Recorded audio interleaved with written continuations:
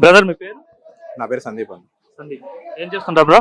Software employee. Software employee. ఎప్పటి 3 years అండి. 3 years. ఇన్ఫోస్లో చేస్తాను. ఎక్కడ ప్లేస్మెంట్ ఎక్కడ? Infosys Hyderabad. Present work from home? And hybrid mode. Okay. 10 days ఆఫీస్కి వెళ్ళాలి, మిగతాది ఇంటికి వచ్చేస్తాను. బ్రో ఎలా ఉంది ఏపీలో ప్రెసెంట్ సిచ్యువేషన్ చూస్తుంటే?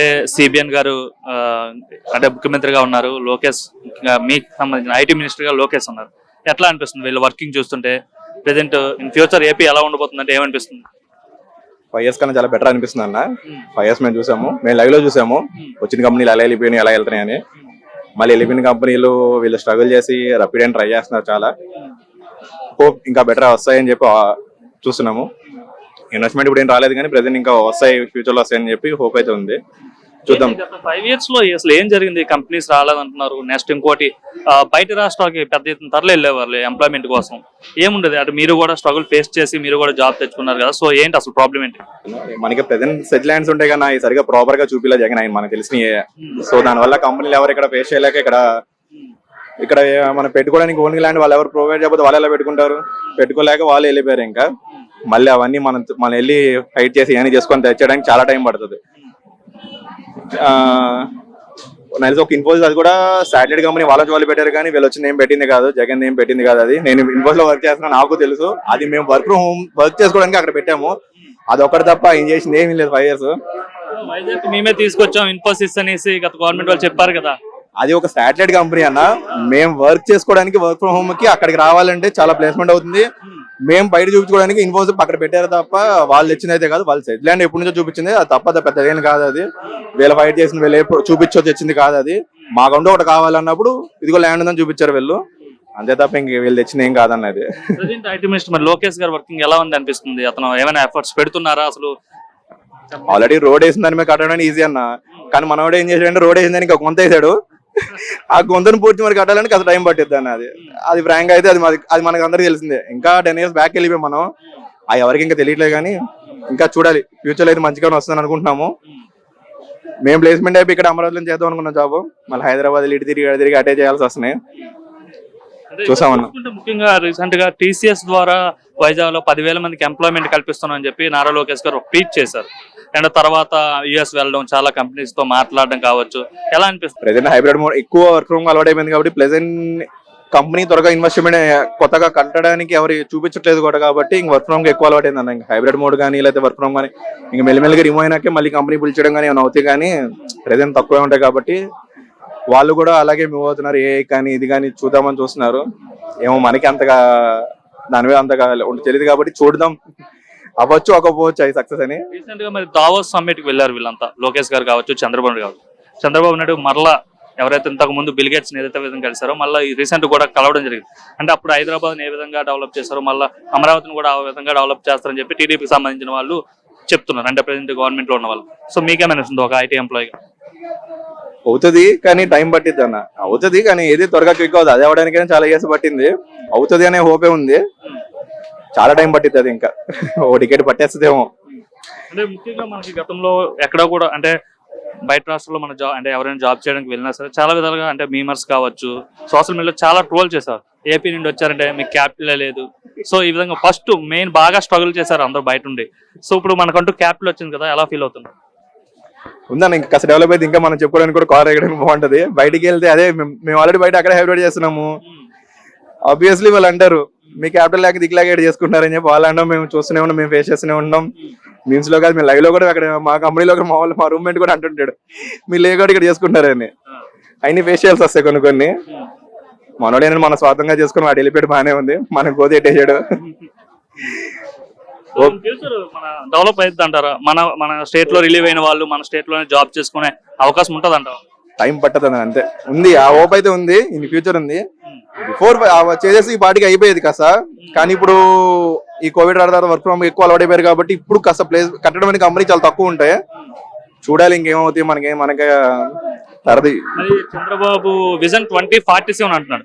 గతంలో హైదరాబాద్ ని ఎట్లా డెవలప్ చేశానో మళ్ళీ ఇప్పుడు అమరావతిని, ఏపీని కూడా అదే విధంగా డెవలప్ చేస్తానని ఆయన అంటున్నాడు. నమ్మకం ఉందా ఆయన పైన, చంద్రబాబు పైన?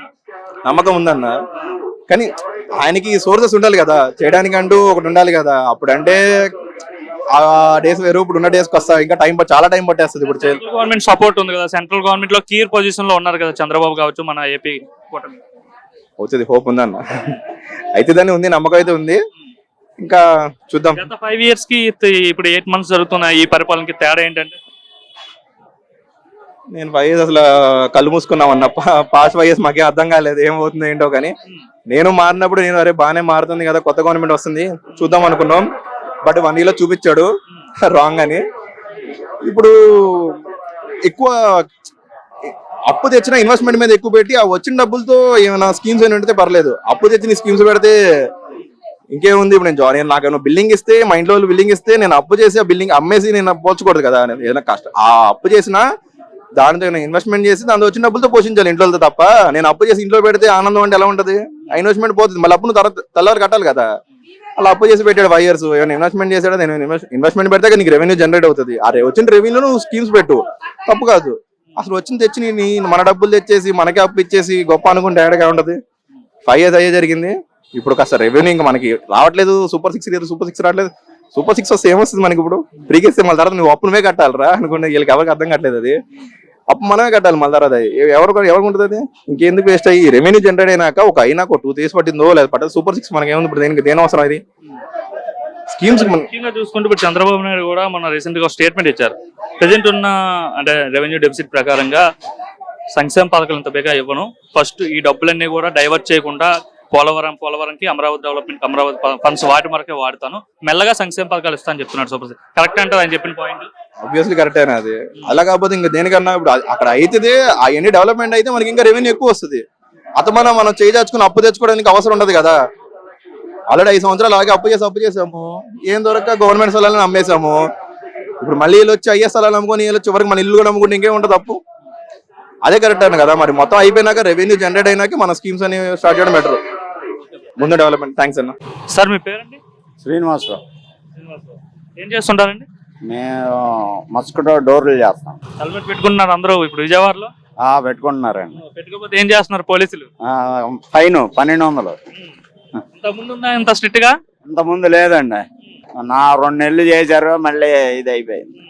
మంచిది అంటారు ఈ విధంగా చేయడం? మంచిదేగా, మరి యాక్సిడెంట్ అయితే ఇబ్బంది లేకుండా ఉంటది. అది ప్రజలందరూ పెట్టుకుంటున్నారు. పెట్టుకుంటున్నారు 90%. ముందు ఎంత పర్సెంట్ పెట్టుకునే వాళ్ళు? 50% పెట్టుకునే వాళ్ళు అదే ఆపేశారు. ఎలా ఉందండి కూటమి గవర్నమెంట్ ప్రభుత్వం పనితీరు? చంద్రబాబు నాయుడు ముఖ్యమంత్రిగా ఎలా చేస్తున్నారు అసలు? చాలా బాగుందండి, బాగానే ఉంది. ఆయన కన్నా జగన్ కన్నా చంద్రబాబు నాయుడు బాగా. జగన్ కన్నా చంద్రబాబు నాయుడు ఏ విధంగా బాగుంది అనుకుంటున్నారండి? ఏదైనా సరే ఇప్పుడు ఇదివరకు జనాలకి ఆటో వాళ్ళకి 10,000 ఇచ్చి, మామూలు వాళ్ళకి ఇది ఇచ్చి సోంబేరిని చేశారు. ఇప్పుడు కొద్దిగా బాగుంది, ఏమి ఇవ్వకుండా ఏదో ఇంట్లో వాళ్ళకి ఇస్తున్నారు. అభివృద్ధి అవుద్ది అంటారు? అవుద్ది. రోడ్లు వేస్తున్నారా? గుంతలు పూడుస్తున్నాం చెప్పి పూడుస్తున్నారండి. ఎట్లా ఉండేవండి రోడ్లు? అబ్బో చాలా ఇదిగా ఉండేది, ఇప్పుడు కొంచెం పర్వాలే, బాగానే ఉంది. పట్టించుకోలేదా ఇంత ముందు రోడ్లు? పట్టించుకోవడం అనేది లేదు, ఏదో చేస్తున్నారు, మళ్ళీ ఇది అవుతున్నాయి, అది అంతే. మరి చెత్త పన్ను గట్టా ఉండేది అంటున్నారు గతంలో, ఇప్పుడు తీసేసామని చెప్తున్నారు. ఇప్పుడు లేదు, చెత్త పన్ను కూడా వేసేవాళ్ళు.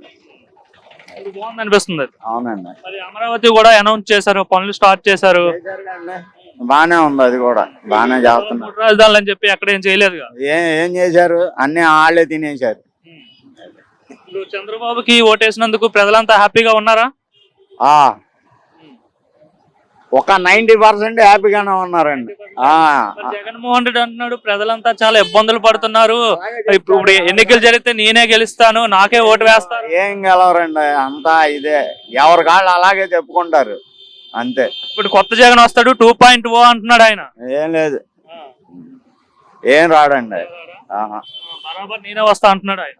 అంటారు, అలాగే చెప్తారు జనాలకి. అంత ముందు కూడా ఒకసారి ఇచ్చేయండి చూడండి అన్నాడు, రాగానే కరోనా వచ్చింది, ఇసుక పోయింది అని చాలా ఇబ్బందులు పడ్డారు జనాలు.